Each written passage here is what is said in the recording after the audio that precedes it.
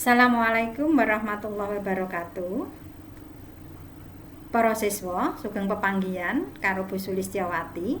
Nah, ing kene mengko Bu Guru bakal maringi piwulang basa Jawa kanggo kelas 7 ing semester genap. Nggih. Ana ing materi teks serat wulang reh pupuh sina.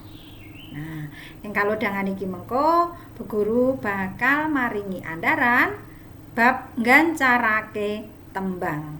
Nggancarake tembang kuwi bahasa Indonesiane padha karo memparafrase.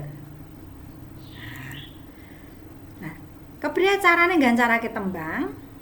Carane nggancarake tembang kuwi bisa kok simak ana ing tayangan iki. Nomor 1, goleki lan negesi tembung-tembung kang kaanggep angel luwih dhisik. Banjur nomor 2, negesi saben gatra utawa larik. Banjur nomor 3, ngrakit dadi alinea utawa paragraf.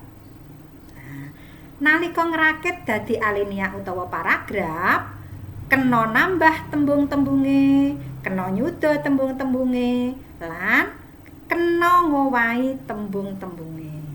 Sing baku ora kena nganti ngowahi surasane. Ora nganti ngowahi tegese. Ayo saiki nggancarake tembang sinom. Isih kajupuk saka serat wulang reh nanging sing padha setunggal. Cakepane padha setunggal tembang sinom ing serat wulang reh. Iki kaya iki. Kaya sing ditulis Bu Guru iki.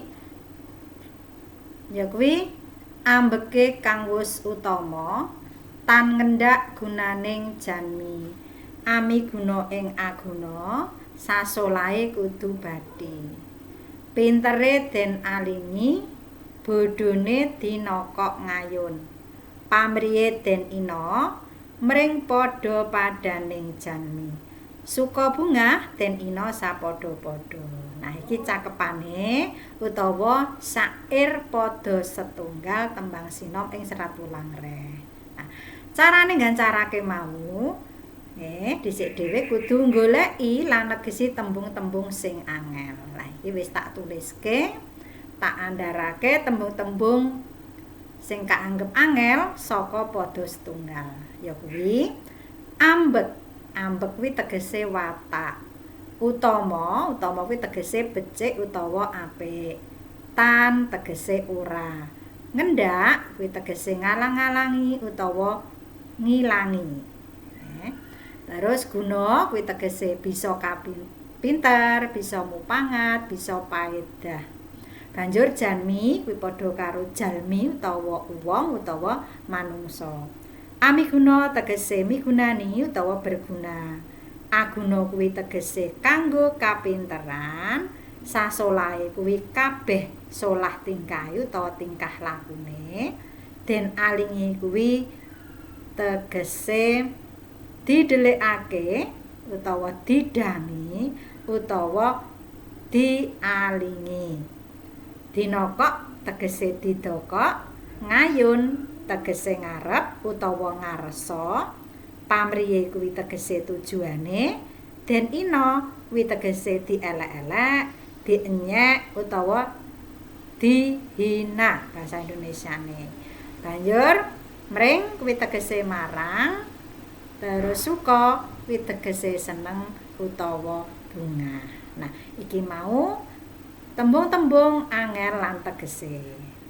Nah, saiki bacute ya kuwi negesi saben gatra utawa saben larik. Nah, gatra 1 mau ambeke kang wis utama kuwi tegese watake kang wis utama. Gatra 2 tan ngendhak gunaning janmi kuwi tegese ora ngalang-alangi kapinterane wong liya. Gatra 3 amiguna ing aguna migunani ing kapinteran utawa migunani kanggo kapinteran. Gatra 4 sasolahe kudu bathi. Sak solahe kudu bathi, beruntung-untung. Terus pintere den alingi, pintere dialang-alangi utawa dialing-alingi, didelikke. Bodhone dinokok ngayun. Bodhone sing ditokok ngarep, bodhone sing diketok-ketokne. Pamrihe den ina, tujuane yen diina, tujuane yen dinyek, diece. Mring padha-padaning jami marang padha-padha manungsa, suka bungah den ina sapadha-padha, tegese seneng diina sapadha-padha. Nah, saka gatra-gatra tembang sinom sing wis tak tegeske iki mau, sabanjure lagi iki, dadi sabanjure disusun utawa ditata dadi alinea utawa paragraf. Gampang. Nah, iki saka tegese saben gatra langsung disusun, ditata kene, dadi paragraf. Nah, watake utawa tingkah lakune wong kang utama ora bakal ngalang-alangi kapinterane wong liya sing migunani marang kapinteran. Kabeh tingkah lakune kudu migunani. Nah, pintere sing didelikke utawa ora diketok-ketokke, bodhone sing didokok ngarep utawa sing diketok-ketokke.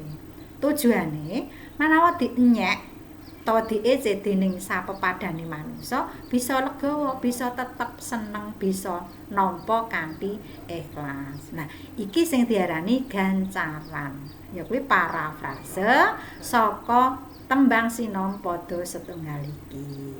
Nah, gampang ta?